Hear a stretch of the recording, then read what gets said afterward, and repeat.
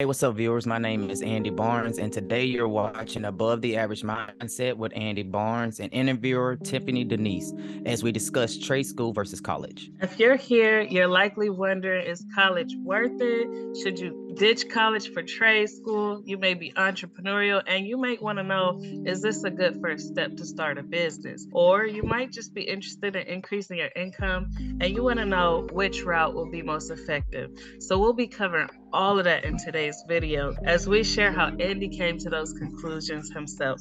So let's jump right in. So, Andy, how long ago was it when you first started asking yourself, is trade school a better option for you?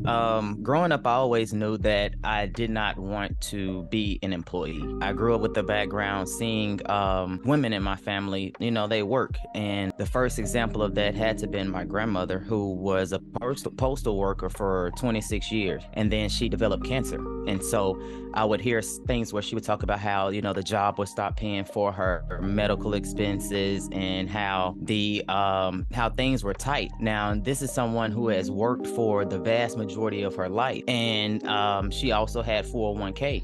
But upon her departure, she died broke, and so therefore I was just like, I tried to look at that situation as being an employee. My mother, she has been an employee at FedEx for 30 years. And my mama has always had a side hustle. She's always had, whether it was home interior, whether it was decorating, whether it was catering, whether it was rental properties, whether it was, something in that realm outside of her job, because she let me know as well that job was not enough. So I just knew firsthand. And then, of course, all the other conversations I would hear about people who worked a 9 to 5 and they never just seem excited about it, Right. And so I just knew that I never wanted a boss. So I didn't know at the time that trade schools were even a thing. I just knew that I did not want to work a job. So Right. it started my journey in research and just seeing, what could I do that I could make a good living and that I didn't have to have the struggles and the not even a struggle of 9 to 5, but just nobody likes it. Nobody really likes their job. Everybody comes home, their job, so I just never wanted to feel like that when I was producing income for myself. And I think you brought up a good point, because you talked about how like your grandmother and your mom were, and I know it's the same way for my family too. Like they worked longer amounts of time in a job before making any changes. So that's something you noticed early on that you didn't want to do. That's pretty cool. And I think a lot of people that are in our age range are making that same observation. Right. Wouldn't you say that? Yes, I would definitely say that. At least if they're not making an observation, they are at least having a conversation, as far as whether or not should I go the college route or should I go the trade route. Some people still don't know, and they just choose to just work until they figure it out. So there's, there's 3 different dimensions in which you can actually look at it. Because I've seen a lot of children who come across just gonna work in a warehouse until you can just go to a school, you know what I mean, and be able to start your career within a year and a half, 2 years at best. And another thing, for you, you didn't start out in a trade school, like straight from high school or something like that. What did you do? No. What did you try before going to trade school? Before trade school, I was serving tables. It was a funny thing about that. Yeah, I was serving tables. I ain't gonna say the name because I don't want nobody to get in trouble. But this was in the part where I was in between homes. I had just came back to Memphis, and I just knew that serving tables would be like the closest way for me to not have to wait 2 weeks on a check. And I had never served tables ever in my life. And I went into this restaurant, a very known restaurant, and I was actually underage. I was 17 when I started working there. Yeah, I was 17, and man, I worked the hell out that restaurant, and I had the best hours. Like, it was after 4 p.m. close, you got off at like 10. Fridays, you probably close, but then Saturday, I didn't have to come into that evening, and then Sunday. So that means I can go out Saturday, and then I didn't have to come and work until like maybe 12, 1 o'clock Sunday. So I had the dopest schedule.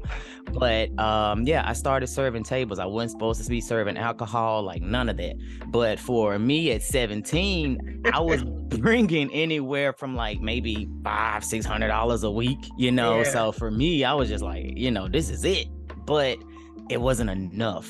I still had a GED at this time, and then I just knew that there wasn't enough for me to be able to push, because I thought that people would be very judgmental on the fact of me having a GED.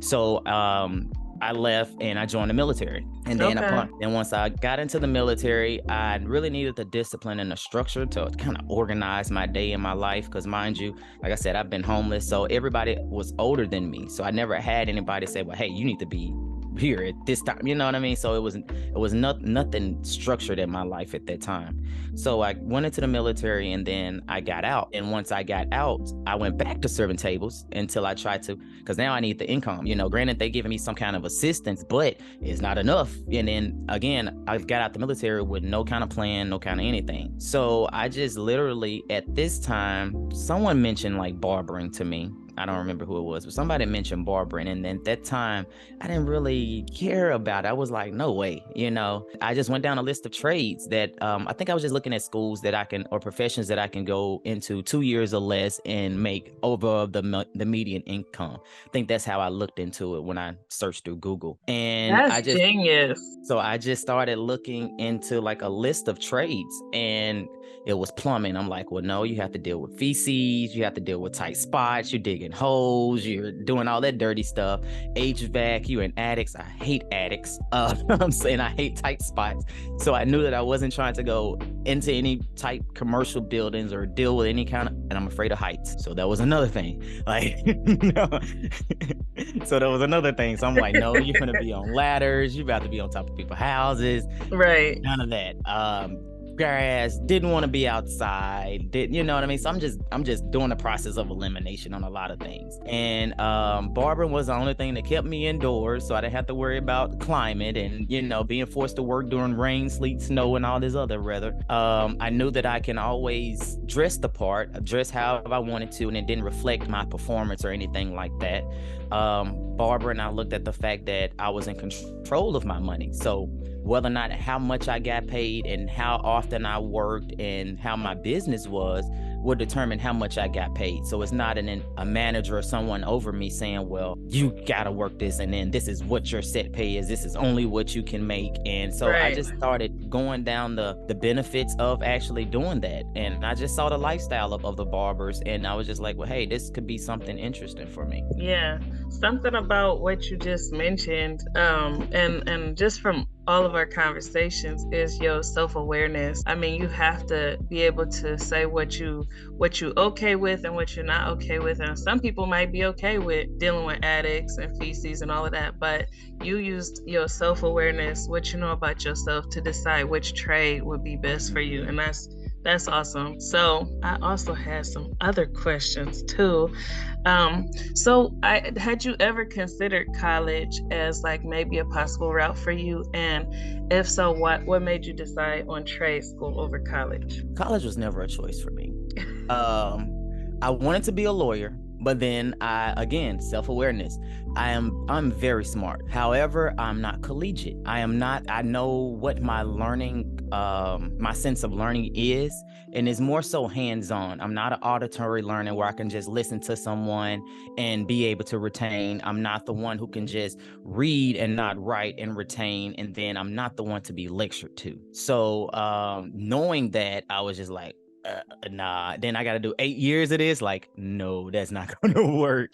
And Yeah. also, I will always hear the stories of people who have college degrees, and they're either not in their college profession, they are, you know, talking about student loans, Oh man. and you know, it's just all the people will really tell you everything that is wrong about a lot of things before they mention how well it helped them or how happy they are to do it. Right. So upon just listening to that constantly, I'm like, well, no, I'm not really finna do that. And so, again, it swayed me towards a trade because trade schools are very cheap compared to college educations, where some students are paying $60,000 a semester, where you could have gotten 4 trades, for the price of that one semester. So, I looked at it that way. And also, again, I'm out of the military. I'm not trying to work. So again, I need something that's going to start me soon, ASAP, as far as Yeah. into my career. So I can give you 2 years. I can give you, a year and a half and be able to be in my career. So that way I can go ahead and make the plan in my head that, hey, this job is coming to an end at such and such time. I don't want to be looking at this job and saying, hey, bro, you got 8 years, and what are you going to do in between that time? So a year and a half, 2 years sounds a lot more easily achievable, and is better on the motivation and the morale for yourself, as opposed to looking 8 years ahead of time, trying to figure out what you're going to do for your career, and how you're going to live in the meantime. So would you say that most trades are taken 2 years and under, or what would you say is like something that somebody considering trade school should look, kind of expect? In the beginning, most trade schools take 2 years or less. It all depends on what it is that you're going into. It just varies on the person, really, as far as what they choose to do. Now, even going to trade is not something that you have to do forever. Hmm. Sometimes you just have to do something to create a foundation for your money. Something that you can build on. So trades are the easiest thing that would allow you to do that, because most trades, after you have done like maybe your 1 to 2 year apprenticeship with whatever company, or shadowing another, for me, shadowing other barbers, if you're in HVAC, shadowing other, air conditioning guys who've been in the trade for forever, plumbers, seasoned veterans, in those things, and that Right. can help you speedball your progression, and as well as your career. And that is the only career that I know that where you can, in 4 years, not even 4 years, can actually be making more than a doctor or a lawyer with someone with a 4 year degree. Yeah. And so for you, you decided to go the self-employed route once you got your trade. Had you Yes. I know you said a job is wasn't for you, but there are people who are barbers who chose that as a job, right? Yeah. Did you compare the two? Yes, I knew the objective was me to be in control of my own money. That's what I Okay. wanted to do. So commission as a barber, someone is still over my money. And then again, I'm waiting for a check. There's both sides of those trade professions. Either you're gonna be a commission worker, where they have anywhere from terms of 60/40, you get 60, they get 40, 70/30, 80/20s, whatever their outline is. Or you can just go in the trade automatically for yourself, and you get all your money, and you may have to pay that particular company a weekly commission or a booth renter, as I had to do as a barber. But anything outside of that one set amount came into my pocket. So Right. a lot of places they vary, but also it's the job where you really don't even have to go apprentice if you have already some kind of background in the industry that you're going into, whether it been an uncle or a brother or somebody that you have been watching for years prior. You can literally get into your trade, get your degree or your certificate in your trade, and start your business right off the bat. So this is like, again, this is not where you have to sit around and wait on employment or fish for a bunch of different resumes and things like that. You can literally start today, That as is far so as you go. awesome. That is so awesome. And so the next thing, I know you really took off being self-employed. And so what would you say would be your top tips on how you were able to build a self-employed life from your trade? First you need to be humble. Oh You're wow. gonna you're gonna feel like you know it all, or you're gonna feel like I got it. But in trades, there's always room to grow. There's always somebody who knows the next step. There's always somebody who's on the next trend before you. So you have to be very humble in your approach, because you're gonna need help.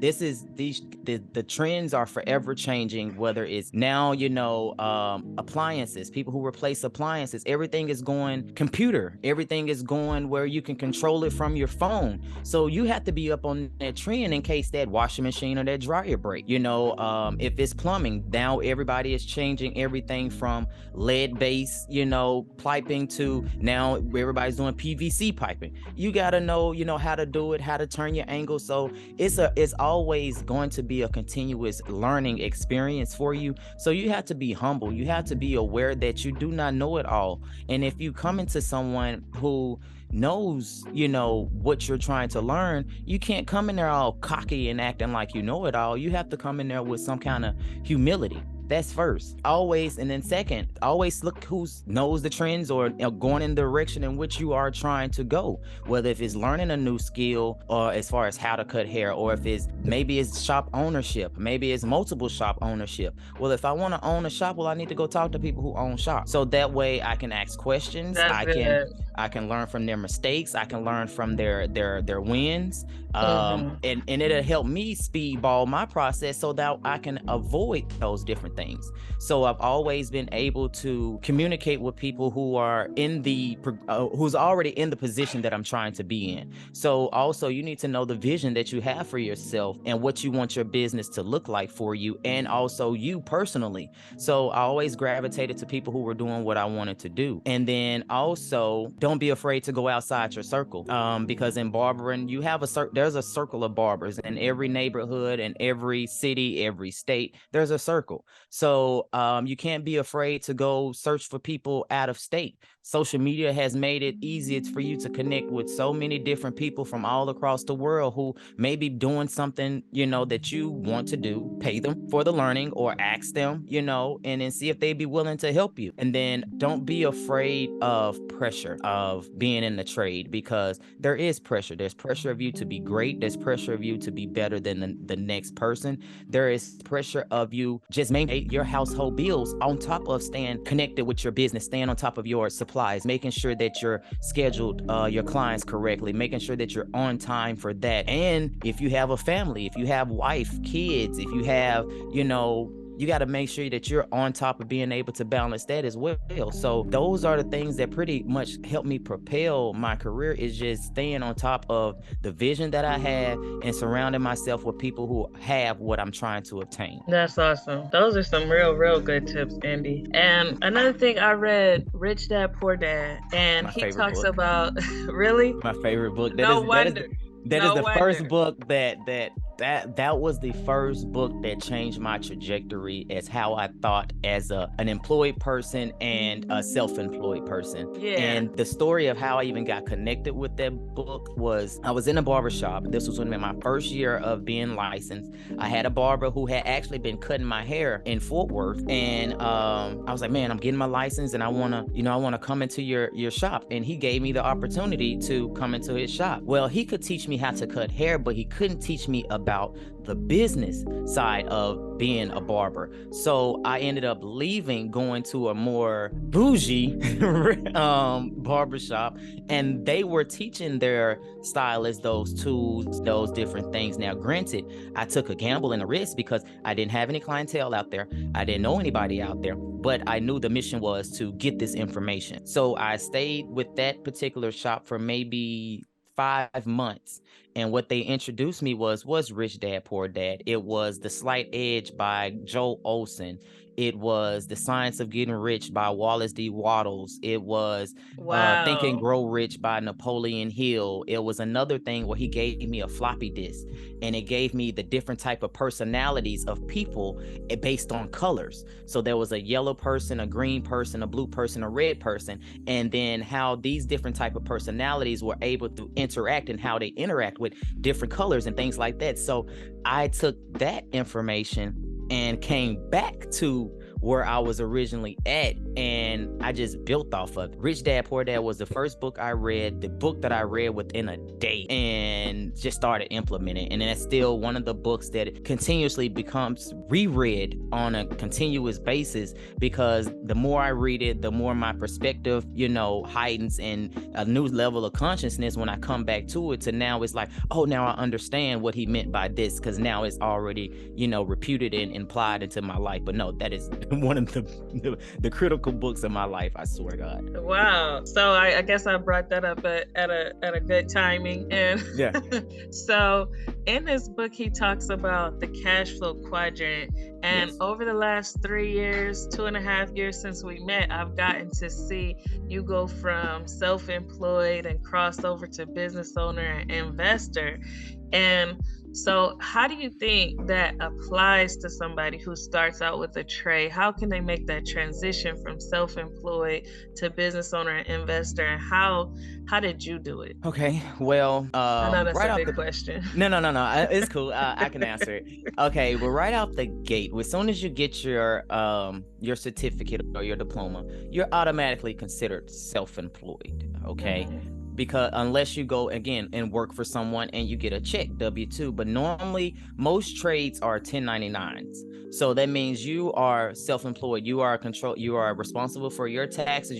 You're responsible for all the supplies that it takes to complete the job. It's more so, it's really a mindset shift than an actual position to be self-employed and a business owner. A self-employed person is always just looking for the next client. The business owner is more so looking at, how can I grow this business, and how can this business take me to be able to do other things, which will end me up in the investor quadrant. You get what I'm saying? So Yeah. everybody starts off as self-employed, but it's also the vision that you have for your business that will determine whether or not you go into the business ownership, or you will always, in my case as a barber, always be a booth renter in somebody else's shop. You're self-employed in someone else's shop, but you're a booth renter. You don't own anything. You don't own any responsibilities for the shop. All you have to do is pay and come in and work, and then you leave. Everything else is on the shop owner to pay for the lights, the water, the internet, all those different things. So it's just a step up in responsibility from going from one quadrant to the other. But everybody, as soon as you enter the trade profession, if you're not W-2, you're automatically self-employed. Yeah.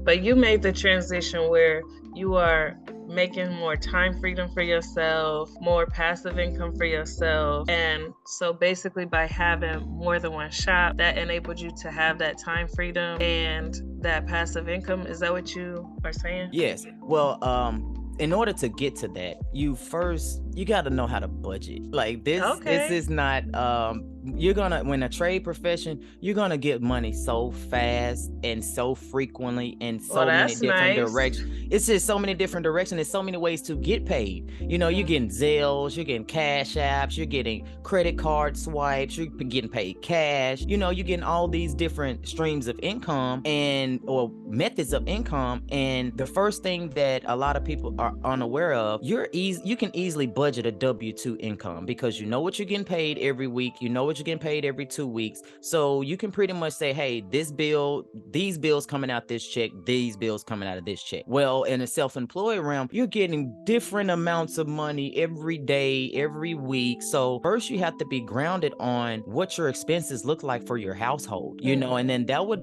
determine how hard you have to work, or what your price margin would be based on what it is that you need for your house. And then once you get your household bills aligned, and then I use the 50-20-30 method, which is 50% of my income goes to my actual bills, and then 30% of my income goes towards enjoyments and things that I actually like to do, and then 20% of my income goes towards investing. Now, investing as a barber, it doesn't necessarily mean that you have to go get stocks or bonds or get a barbershop right out. Sometimes it means buying better tools, buying better products that you use on your clients. It could mean even buying a book or something, or buying a class that can possibly help you further your career. But if you do not have a handle on your personal bills and you're not getting the influx of clientele or the paid services, we got to tackle that first before we even think about becoming a business owner, before we even thinking about becoming an investor, because we need to make sure that we're not fluctuating our expenses. Because if you don't have a set amount of expenses and you're constantly teetering up, you feel like because you made a little money you can go get a new car, and you feel like you can afford that $800 car note, when in actuality you really can't in the business realm, because you got to put the money back into the business. So Wow. so it's a lot that goes with that. So it took a lot of discipline, with me, and a good time management, money management, and being aware of my budget. Now, today, a lot of people think, oh yeah, he looks like he got money. No, I still drive the same 2014. I got an '03 truck. I pretty much live in a moderate income neighborhood. So I can afford the Mercedes. I can afford the BMWs. I can afford the 6-bedroom house and things, but why? When I can get other things to pay for those things for me. So again, it's a mindset switch. But if you do not have control of your personal finances, your personal bills and expenses, talking about investing and becoming a business owner should be the furthest thing from your mind. That was gold right there. So like I kind of heard you hint at building an asset before getting another expense. Is that what Yes. you were saying? Yes, it's for me, the asset has always been just in the beginning. For me, it was always just figuring out a way to scale my business. When I first started, everybody said the median income at the time, when you do like these trajectories and percentages as far as income, they were like the median income was what I was like $20 an hour, and so I'm like, well, in order for me to get above that, I got to figure out a way I can get $50 an hour, so at least I can double my my streams and be able to scale a lot faster. Well, in the beginning, guys made fun of me in the shop because they would send a whole hour and itch every haircut in for $20, $25. And I was doing haircuts and shaves 2 in an hour. So while they're working trying to perfect every haircut in that $25, for that hour, I was making $50 an hour. But I was managing my bills as though I was making $25 an hour. So everything else was going to, whether it was bettering my wardrobe so that I can appear to look better to my clients, whether if it was buying ads or promotions, figuring out new ways to promote. That extra money went towards better products, better utensils. My astringent I didn't want my astringent to smell like everybody else's in the shop. I didn't so you start trying to make yourself stand out in the shop. So that's what that beginning part of that money went for me. But it took time to be able to scale up, to be able to have assets. You know what I mean? It didn't just come overnight. This has been a 10-year build for me. And 4 years into that build, I had my own shop. I had paid cash for it, built it out, because we had the income at the time and I was married. So we built that out. But then upon the divorce, split half, lost it all. So upon, again, now we have to go back to the drawing board. I never lost the vision of me having my own shop or creating assets, but sometimes things happen. You just have to be able to go back to the drawing board, go back to the foundation of it all. And I went back to the shop that I was at, and I built another 2 years. And then now I went to a shop now again, got back into a shop of my own. And then now, I got the shop of my own. Now the goal is I need to get another shop. I'm trying to get something else. So now it is, how do I raise my prices? What do I need to do so that my clients feel like they are getting something for this added price? Who do I raise the price on? And how does the marketing match what the price margin is? And then so now another realm. Now I'm buying more equipment, but I'm at the same time I'm raising the price, but my expenses still stay right where they need to be. So then now that it took about 2 years to get to this point, and then right at that point, in that juncture, that's when I met you. And then so when you started promoting and doing everything for me, now different eyes are looking at it, and now they're like, oh, he might be worth, the price. Let me check him out. Let me try him out. And on those check him out, try him out money, I just started putting that to the side. And now it's like, okay, well, I got these bills. I need help paying with these bills. Something has to pay for these bills for me. Right. So then that's when I went into the asset chamber and say, well, hey, okay, these 40 hours a week, they're getting tough. You're looking at a lot of I'm looking at a lot of barbers who've been in the game 25, 30 years and they still doing this. And I'm like, that's not what I want to do. So then that's when the asset switch started, kind of came on for me, because it's like now I feel that my brand is bigger. I feel that I've learned so much over the years, but I want to be able to do something else but not miss the money. So therefore, that's when the wanting to get other assets and get things to pay for things for me.